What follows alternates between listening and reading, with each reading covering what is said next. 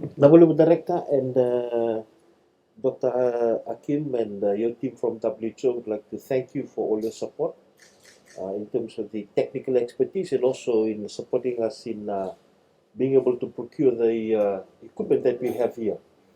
I hear that it's about nearly $500,000 worth and be very useful. The 75 oxygen concentrators. As you rightfully said, that we need to be looking beyond the current outbreak, and so there are opportunities for our far-flung nursing stations and health centers to be able to have access to this. And instead of just waiting for the cylinder to be changed, they have oxygen readily available apart from the PPE. I'm also thankful that we are in discussions about bringing an oxygen plant, Yes. which we hope will be here within the next month or two. Yeah. And that will be placed at CWM, and that will also support the work that we are doing at CWM. So we're very grateful. And again, I just want to say thank you for holding the fort, doing a marvelous job over the last 6 months as the acting head of the Pacific Technical Division. And in the next 4 or 5 days, Dr. Mark Jacobs will take over that role.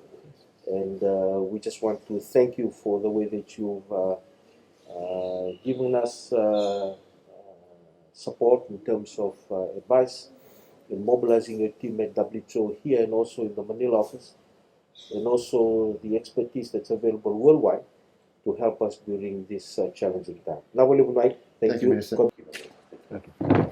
Thank you very much. Good morning, everyone. Bulabinaka. And let me start by acknowledging all the hard work that you've been doing. You guys are the engine house of this response, aren't you?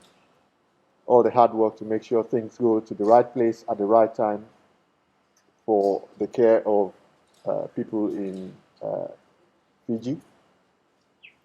I think we can't really acknowledge the work that you're doing enough. Thank you. Thank you. And I'm glad that WHO, with support from partners and donors, have been able to support the work in Fiji so far. It's important that we not only respond, it's also important that we look into the future and be prepared. And that's one of the reasons why today we are bringing this equipment that we know if we were to have any further surge in cases will become really important to our response. And that would avoid any criticality in terms of shortage or actually putting us at risk. So oxygen concentrators so that we can deliver more oxygen to patients, but also personal protective equipment for all of you who are working here and all health workers who are working in the front line.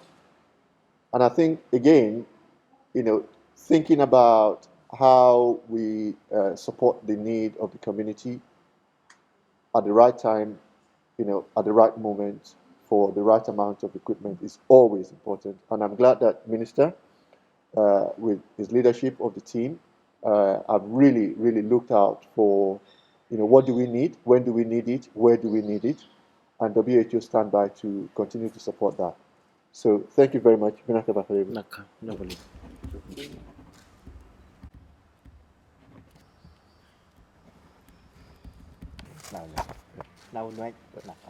thank you.